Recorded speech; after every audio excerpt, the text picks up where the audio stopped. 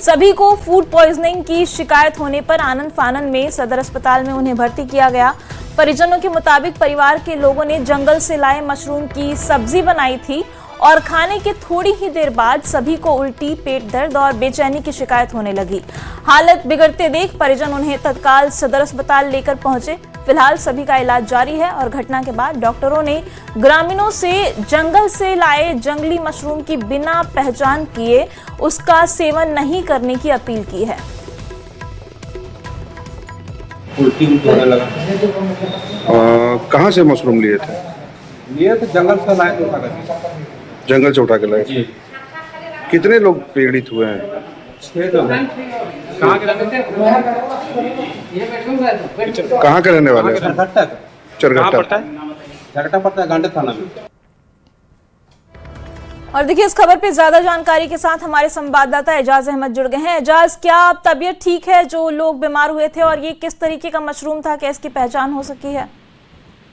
जी, बरसात के मौसम के आगमन होते ही जिले भर में जो जंगल होते हैं, मैदान होते हैं, खेत होते हैं, यहाँ पे जो देहाती मशरूम होता है वो उगाते हैं और उसी का सेवन करने की वजह से एक ही पर लोग फूड पॉइजनिंग का शिकार हुए हैं। और आज से लगभग एक सप्ताह पहले ही गिरिडीह जिले के नौडिहा से एक मामला सामने आया था, जहां पर इसी तरह के जंगली मशरूम का सेवन करने से एक ही परिवार के 10 लोग फूड पॉइजनिंग का शिकार हुए थे। हालांकि बताया गया कि जिन लोगों ने मशरूम का सेवन किया वही लोग इस फूड पॉइजनिंग का शिकार हुए हैं, जिनका इलाज फिलहाल अभी सदर अस्पताल में चल रहा है और सबकी स्थिति सामान्य बताई जा रही है।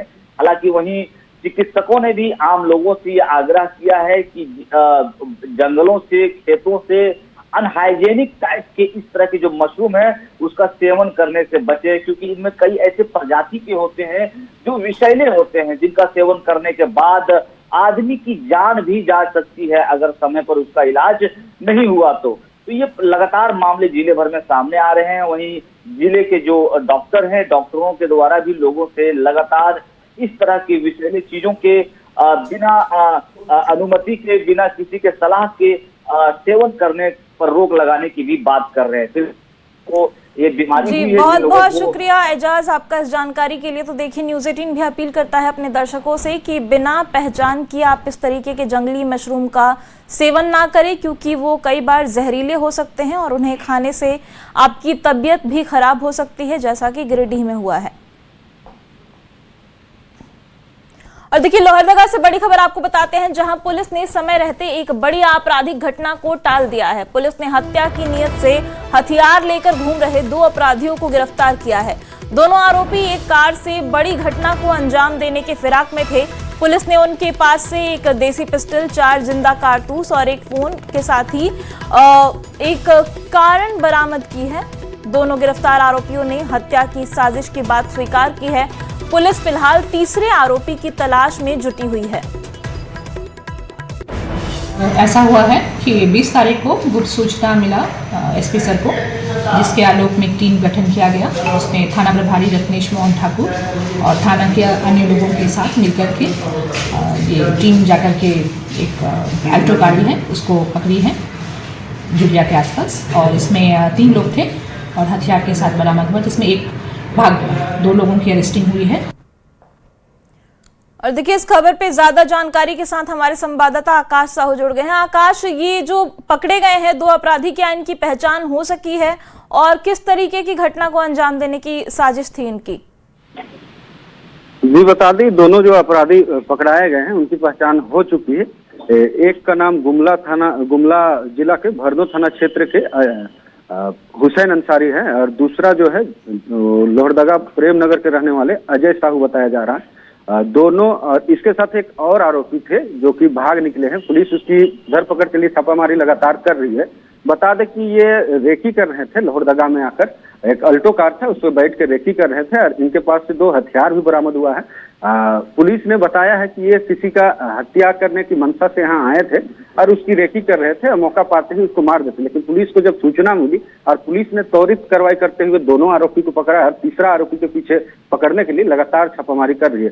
देखा जा रहा है कि इस तरह से जो घटना हो रही थी, हत्या की घटना मान के चलिए झारखंड में जो हो रही थी, उसका रोकथाम के लिए लोहरदगा पुलिस की यह एक बड़ी सफलता है, क्योंकि घटना से पहले ही आरोपी को पकड़ना और जो घटना होने वाली थी उस पर रोक लगाना, जिसे लेकर लोहरदगा पुलिस की एक बड़ी कामयाबी मानी जा रही है। बहुत बहुत शुक्रिया आकाश आपका इस जानकारी के लिए। तो देखिए, पुलिस ने एक बड़ी आपराधिक घटना को टाल दिया है और 2 अपराधियों को गिरफ्तार कर लिया गया है। तीसरे की तलाश के लिए छापेमारी जारी है। और बढ़ते अगली खबर की ओर। खबर चतरा से है, जहां के वशिष्ठ नगर जोरी थाना क्षेत्र में रविवार को एक युवक का शव संदिग्ध हालत में बरामद किया गया है।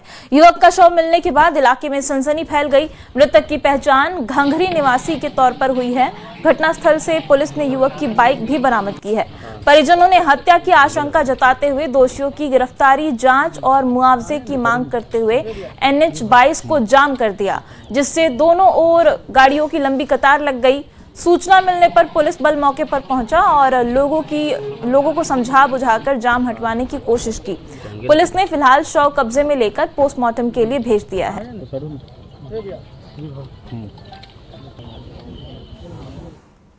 झारखंड कांग्रेस प्रभारी ने कांग्रेस के सभी नेता मंत्री का उल्लेख करते हुए स्पष्ट कहा है कि वित्त मंत्री राधाकृष्ण किशोर ने जो मुद्दा उठाया है वो सिर्फ कांग्रेस के मंत्रियों का नहीं बल्कि सभी मंत्रियों और जनप्रतिनिधियों का है। ये बहुत ही महत्वपूर्ण मुद्दा है। जनप्रतिनिधियों को अधिकारियों से जो मान सम्मान मिलना चाहिए वो नहीं मिल रहा है। ये लोकतंत्र की रक्षा के लिए उठाया गया मुद्दा है। कैबिनेट में जरूर आएंगे, क्योंकि न केवल राधाकृष्ण किशोर जी, अदर कैबिनेट मिनिस्टर्स भी ये इश्यू में ज्वाइन होंगे, क्योंकि सभी को ऑफिशियल से ये मान सम्मान मिलना, ऑफिशियल से जो इश्यूज वो उनका संज्ञान में लाते वो एक्शन लेना उनका रेस्पॉन्सिबिलिटी होगा। मेरा कॉन्फिडेंस है कैबिनेट उनको डिस्कस करके आगे लेंगे। झारखंड कांग्रेस प्रभारी के राजू के इस बयान पर अब सियासत भी तेज हो गई है। जेएमएम ने कहा कि गठबंधन के अंदर सब कुछ सामान्य चल रहा है और इस मामले को ज्यादा तूल देने की जरूरत नहीं है। अगर अधिकारियों को लेकर कोई परेशानी है तो उसे दूर कर लिया जाएगा। वहीं बीजेपी विधायक सीपी सिंह ने कहा कि कांग्रेस से उनका हमेशा से विरोध रहा है, लेकिन इस मामले में वो वित्त मंत्री के सवालों का समर्थन करते हैं। कांग्रेस ने कहा कि के राजू ने कार्यपालिका और विधायिका के बीच समन्वय की बात कही है। वैसी कोई बात नहीं है। ठीक है, पार्टी को लगता होगा, पार्टी कैबिनेट में बात उठाएगी, अपने परिवार के अंदर की बात है। संवाद से सभी समस्याओं का हल होता है। तो ये कोई वैसा मसला नहीं है जो बहुत गंभीर हो और जिसका निदान संभव नहीं हो। मुझे लगता है 1-2 दिनों में इस प्रकरण का एक सुखद अंत दिखेगा। यह दुखद भी है कि एक चाहे किसी भी पार्टी का हो, यदि एक मंत्री की बात अधिकारी न सुन रहे हो, वो भी जायज बातों को नहीं सुन रहे हो, तो इससे बड़ी विडंबना क्या हो सकती है। उन्होंने साफ तौर पे कहा है कि मंत्री राधाकृष्ण किशोर ने जो बातें उठाई है वो सबके लिए है। वो उनका वो व्यक्तिगत मामला नहीं है। अधिकारियों का, मंत्रियों से, विधायिका का, कार्यपालिका से क्या व्यवहार होना चाहिए, और ये तो सर्वविदित है कि ये चीजें रूल बुक में है कि हमको किस तरह से आचरण रखना है। तो कहीं ना कहीं व्यवस्था पर उन्होंने बात की है और इसको लेकर के उन्होंने कहा है कि ये मसला सबके लिए है। झारखंड की राजनीति में बयानबाजी तेज हो गई है। केंद्रीय रक्षा राज्य मंत्री और रांची सांसद संजय सेठ ने कानून व्यवस्था और प्रशासनिक व्यवस्था को लेकर राज्य सरकार पर निशाना साधते हुए कहा कि झारखंड सरकार को उत्तर प्रदेश और बिहार के साथ ही पश्चिम बंगाल से शासन चलाना सीखना चाहिए। इस बयान पर झारखंड मुक्ति मोर्चा और कांग्रेस ने भी तीखा पलटवार किया है। अब इस मुद्दे पर सत्ता पक्ष और विपक्ष आमने सामने है। और जो आज कानून व्यवस्था स्थिति बन गई है राज्य की, भयावह है, भयावह। और देखो, सीखने की कोई उम्र नहीं होती है। मैं तो अपेक्षा रखूंगा कि यहाँ की माननीय मुख्यमंत्री जी सरकार अपने बगल के पड़ोस के बंगाल से सीखे कैसे रूल ऑफ लॉ एस्टेब्लिश होता है, कानून का शासन कैसे होता है। शुभेंदु अधिकारी सीखे, अपराध शून्य हो गया विद इन एक मंथ। सीखे सम्राट चौधरी से कि बिहार पूरी तरह शांत हो चुका, घरेलू हिस्सा बंद है, कहीं अपराध नहीं। सीखना है, सीखे आदरणीय योगी जी से। बिहार से सीखे, भरत तिवारी एनकाउंटर और भी कई एक घटनाएं, लगातार अपराध बढ़ रही हैं। बंगाल में बदले की राजनीति हो रही है, वो सीखने की जरूरत है क्या? उत्तर प्रदेश में बुलडोजर चल रहा है, विध्वंस की राजनीति हो रही है, धार्मिक उन्माद फैलाए जा रहे हैं, मंदिरों से चोरी हो रही है, वो सीखे क्या? अरे झारखंड से सीखिए संजय सेठ जी, और सीखते भी हैं लोग। कई राज्य अनुकरण करते हैं हेमंत सोरेन जी का, ये बात एस्टैब्लिश फैक्ट है। और हमें यूपी, बिहार और बंगाल से सीखने की आवश्यकता नहीं है, क्योंकि झारखंड की मिट्टी दूसरे को सिखाने के काम आती है। झारखंड की वो मिट्टी है जहां से लोग सीखते हैं। हमारी महागठबंधन सरकार से उनके बिहार की सरकार ने सीखा है कि कैसे 200 यूनिट बिजली फ्री किया जाए। तो ये शहीदों की शहादत चुराने वाले देश के रक्षा राज्य मंत्री हमें नसीहत देने का काम ना करें। झारखंड में बिजली उत्पादन क्षमता को लेकर केंद्र सरकार ने बड़ा अपडेट दिया है। राज्यसभा सांसद परिमल नथवानी के सवाल के जवाब में केंद्रीय ऊर्जा मंत्री श्रीपाद नाइक ने बताया कि राज्य में कई बड़ी थर्मल पावर परियोजनाओं पर तेजी से काम किया जा रहा है। कोडरमा और पतरातू में नए यूनिट जोड़े जा रहे हैं, जिससे आने वाले समय में बिजली उत्पादन की क्षमता में और भी ज्यादा इजाफा होगा। पिछले 5 साल में भी राज्य में 2780 मेगावाट नई क्षमता विकसित की गई है, जिसमें नॉर्थ कर्णपुरा में 660 मेगावाट की 3 यूनिट और पतरातू में 800 मेगावाट का पहला यूनिट शामिल है।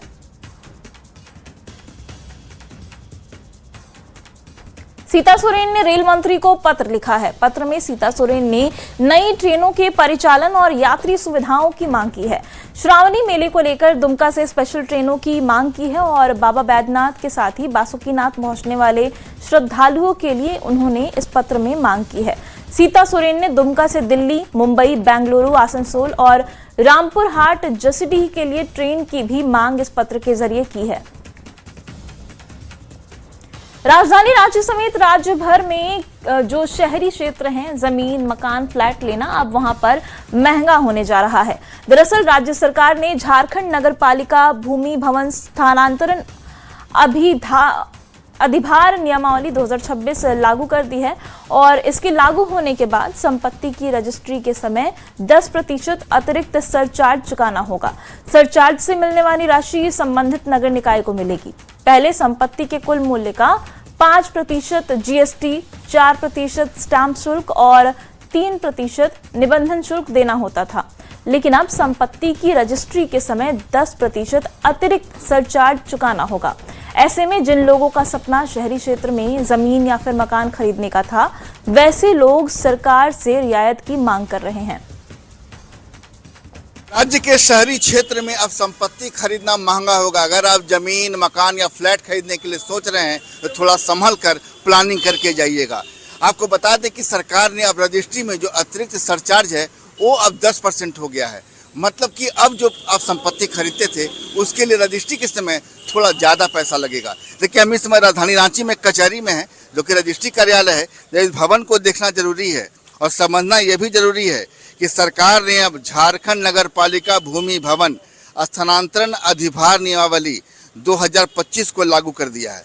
इसके लागू होने के बाद देखिए अब क्या है कि पूर्व में संपत्ति का जो कुल मूल्य था उसका 5% जीएसटी, 4% स्टाम्प शुल्क और 3% निबंधन शुल्क लगता था, लेकिन अब समझ जाइए कि अब रजिस्ट्री के लिए आपको 10% अतिरिक्त सरचार्ज देना होगा। ऐसी स्थिति में अब ये भी समझिए कि जाहिर है कि ये जो सरचार्ज है रजिस्ट्री के समय आपको ज़्यादा पहले की तुलना में तो देना ही होगा। लेकिन सबसे पहले क्या है कि जो आम लोग हैं वो क्या सोचते हैं, उनसे बात करेंगे। हम लोग गरीब हैं सर, 1 रुपया करके कमाते हैं। अब इतना महंगा रजिस्ट्री हो जाएगा तो हम लोग कहाँ से कर पाएंगे? अभी तक आपने कोई जमीन या मकान ऐसा खरीदने की प्लानिंग कर रहे हैं आप? हाँ सर, कर तो रहे हैं। क्या डर लगने जा रहा है आपको?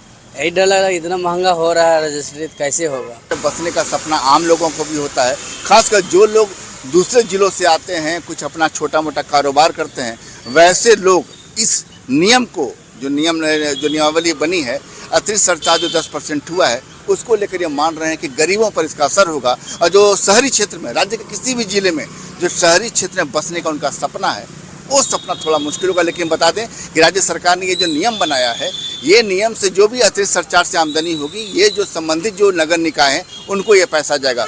कुल मिलाकर मामला रेवेन्यू से भी है। और ऐसे में सरकार के इस फैसले का जहाँ कई लोग स्वागत कर रहे हैं, वहीं कई लोग ऐसे भी हैं जो ये मानते हैं कि ये उन पर एक अतिरिक्त बोझ होगा। संजय कुमार सिन्हा, न्यूज़ 18, रांची। राज्य भर के शहरी क्षेत्र में रजिस्ट्री पर अतिरिक्त 10% सरचार्ज बढ़ाने को लेकर सियासत भी शुरू हो गई है। जेएमएम ने इसे समय की जरूरत बताया है और साथ ही केंद्र की ओर से वित्त आयोग को राशि नहीं देने का भी आरोप लगाया है। वहीं बीजेपी ने कहा कि सरचार्ज बढ़ाने से इसका असर आम लोगों पर पड़ेगा। उन्होंने सवाल उठाया कि आखिर राज्य का पैसा कहां खर्च हो रहा है।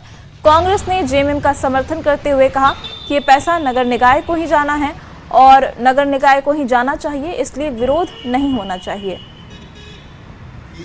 पुकार है, समय की मांग है कि उस पर इजाफा किया जाए। और इजाफा इसलिए आवश्यक हो गया कि वित्त आयोग का जो पैसा रुका पड़ा था, जो एक उम्मीद थी कि वो पैसा झारखंड को मिलेगा, हमारे राज्य को मिलेगा और नगर निकाय को वो पैसा जाना था, लेकिन केंद्र सरकार ने वो बना कर दिया कि नहीं, अब हम नहीं देंगे वो पैसा। करीब 2-2.5 हजार करोड़ रुपए वो आने थे, तो उसकी भरपाई कैसे होगी? केंद्र सरकार के मनमानी रवैये के कारण राज्य सरकार को मजबूरन ये निर्णय लेना पड़ा और वो पैसे नगर निकाय को जाने हैं। कर क्या रहे? क्षेत्र में कहीं काम नहीं हो रहा, कहीं कोई होमगार्ड रो रहा है कि 5 महीना से वेतन नहीं मिला, वृद्धा पेंशन नहीं मिला। तो ये हो क्या रहा है सरकार में? तो ऐसी स्थिति में ये सरचार्ज बढ़ा करके शहरी नागरिकों के ऊपर और भी ये बोझ, आर्थिक बोझ डाल। समझता हूँ कि राज्य सरकार ने जो नियम को लागू किया है वो बहुत ही सोच समझ करके लागू किया है और गाहे बगाहे इस तरह का नियम लागू होता रहता है और उसी कड़ी में इस नियम को लागू किया गया है। इससे शहर की जनता को जरूर फायदा पहुंचेगा नगर निगम के माध्यम से। रांची के मोरहाबादी इलाके की तस्वीर अब बदलने की तैयारी है। नगर निगम रजिस्ट्री ऑफिस और टाइगर हिल क्षेत्र को नए स्वरूप में विकसित किया जाने वाला है और इसको लेकर योजना पर काम चल रहा है। नगर आयुक्त सुशांत गौरव ने अधिकारियों के साथ स्थल निरीक्षण कर प्रस्तावित वेंडिंग जोन, पार्किंग, पाथवे और पार्क जैसी सुविधाओं को लेकर चर्चा की। नगर निगम का उद्देश्य है कि अतिक्रमण मुक्त, व्यवस्थित और सुगम आवागमन वाला आधुनिक सार्वजनिक क्षेत्र विकसित किया जाए। तो हमारी टीम ने जो इस जगह पर देखा और उसके बाद जो उन्होंने अवैध संरचनाएं हैं, कुछ जो सरकारी जगह पे कुछ न कुछ अलग अलग विभिन्न प्रकार की गतिविधियां थी, उनको हटाने का जब काम शुरू किया तो ये पता चला कि बहुत बड़ी संपत्ति सरकार की जो है वो इस्तेमाल की जा सकती है। और इसके इस्तेमाल से ये एक फायदा रहेगा कि ये कुल मिला के जनता को अलग अलग तरीके से सुपुर्द किया जा सकेगा। जहाँ एक पाथवे के लिए इसमें स्कोप है, नाइट वेंडिंग मार्केट तक इसे बनाया जा सकता है, वहीं यहाँ एक छोटा पार्क भी बनाया जा सकता है, पार्किंग स्पेस भी बनाया जा सकता है। तो ये सभी जब एक बार पूरी तरह से इसको हटाएंगे तो उसके बाद जो इसका एक आउटलुक आएगा वो जो उसका। और फिलहाल